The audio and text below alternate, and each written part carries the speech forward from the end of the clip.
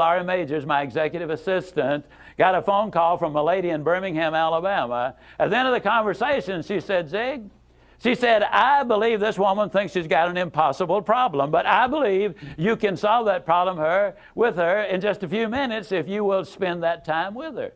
I said, well, Laurie, tell her to meet me backstage. I'll get there about 10 minutes early. My schedule was such that was about all I had. Well, I got there, and I was on backstage behind the curtain on one side. She spotted me from the other side, and as she walked across the stage, I have never seen as much anger in a human being in my life as I saw in her. She almost started crying when she saw me. She said, oh, I'm just so glad to see you. I got this horrible job. I hate it. I hate everything about it. I hate everybody down there. I mean, you talking about negative nails. She was it. She said, can you help me? Now, understand, I've only got about 10 minutes.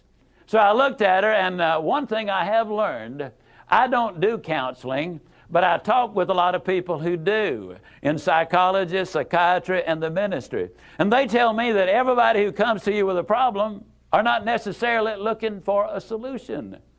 I couldn't understand that for a long time. Why do they bring you a problem if they don't want to solve it? Well, I can tell you why. They want to tell you about it, you about it, you about it, you about it, and you about it. And if you foul up the deal and solve the problem, they can't tell you again, you again. They want the attention that goes with the problem, and every company just about it has that kind of an individual. They want the attention that goes with griping and complaining. Well, I looked at the lady, and it wasn't unkindly, but firmly I said to her, yes, and you know, ma'am, I'm afraid your problem is about to get worse. She said, what do you mean? I said, I believe they're going to fire you. She was stunned. I couldn't have stunned her more if I'd hit her in the face with a bucket of ice water. She said, fire me? Why on earth would they fire me? The inflection in her voice clearly said, they're the bad guys, I'm the good guy. Why don't they fire them and keep me? Have you ever noticed that people who are the problem never recognize that they are? They're in complete denial. They think denial is just a river in Egypt. Why would they fire me? I said, ma'am, I don't believe there's a company in America big enough to contain this much poison in one small spot. Have you ever noticed that when somebody is about to lose something they've been complaining about, whether it's a car, a home, a mate, a job, or whatever, when all of a sudden it appears they're going to lose them, it takes on brand new value. She looked at me and said, well, what can I do? I said, do you really want to know? She said, yes, I do. That's the reason I came to see you. I came looking for help, but you sure haven't been any help so far. I said, well, ma'am, I've got an idea, and I will absolutely guarantee you it positively, definitely, absolutely will work if you will just do it. She said, I'll try anything within reason. I said, okay, when you get home tonight, all of your household tasks are complete. It's bedtime. Get off in a room right by yourself. Get a sheet of paper out, and at the top of it write, I like my job because. She interrupted me. She said, that'll be easy. I don't like nothing about that job. Don't like nothing about those people down there. And I said, well, just as a matter of curiosity, do you work there for benevolent reasons, or do they pay you for working there? She said, well, I got to confess, they pay me. And I said, and you don't like to be paid? Oh, she said, yes, I do. I said, okay, tell you what you do. Open your notebook right now. We'll start our list of the things you like about your job. They pay you for working there, and you do like it, don't you? She said, absolutely. But she just stood there. I said, no, open your notebook now, and we'll get busy on the list. She just stood there. I said, ma'am, let me tell you what my experience in life has been. I've discovered that in 100% of the cases, no exceptions, people who won't take step number one never take step number two. You see, she had come to me with an impossible dream. Her dream was that nice Mr. Ziglar was going to solve all of her problems, and she would live happily ever after. Well, folks, I got news for you. I can't solve her problems. I can't solve your problems. But I will give you some steps that I'll absolutely, definitely, and positively will work for you, as it worked eventually for her. I said, well, ma'am, let me tell you something. Unless you're willing to take step number one right now, it's been nice talking with you. She angrily opened her notebook.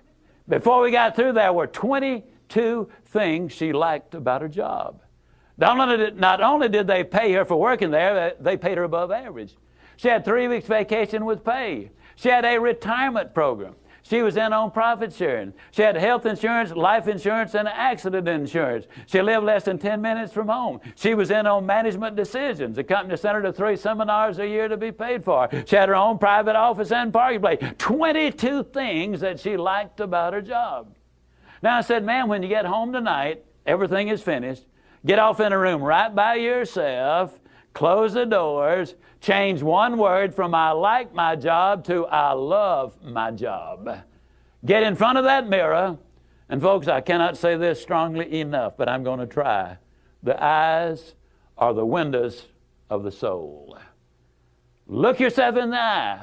And with excitement and enthusiasm, say, I love my job because they pay me for working there. I love my job because they pay me above average for working there. I love my job because I have a wonderful insurance program. I love my job before every one of the statements.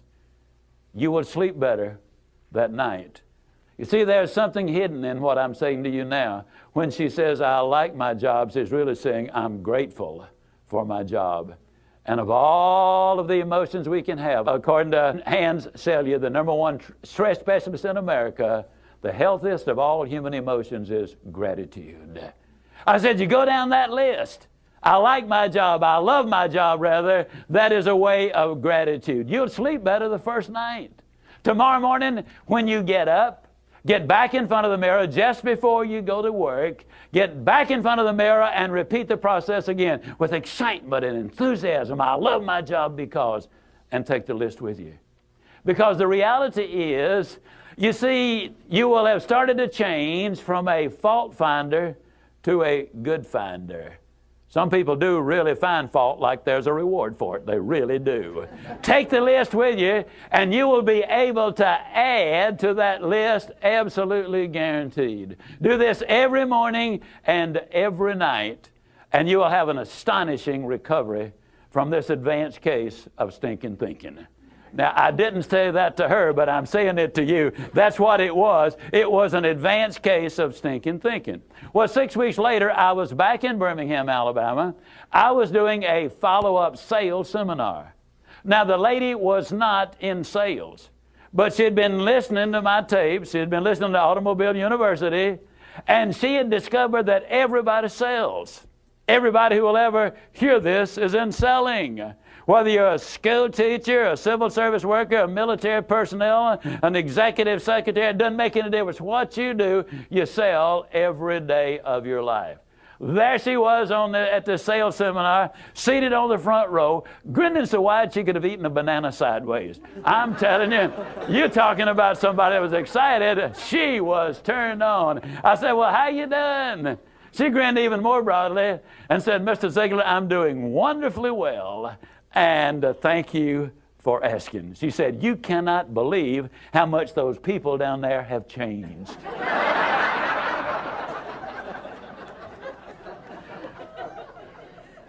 I got to lay it on the line, folks. You're not going to change anybody else till you change you. Everything really does begin with you. Now, you see, the unfortunate thing, this lady had been raised in a very negative environment. First, her parents had told her that she'd never amount to anything. They said, you know, you're always late, you're always sloppy, why can't you be like your brother or your sister or whatever? When she got married, her husband had continued it, and so her self-talk had become completely negative. Everything that she said about herself was negative. Like Dad said, I'll never amount to anything. Or like my husband says, I can't do anything right. But when she started changing the input, then some radical changes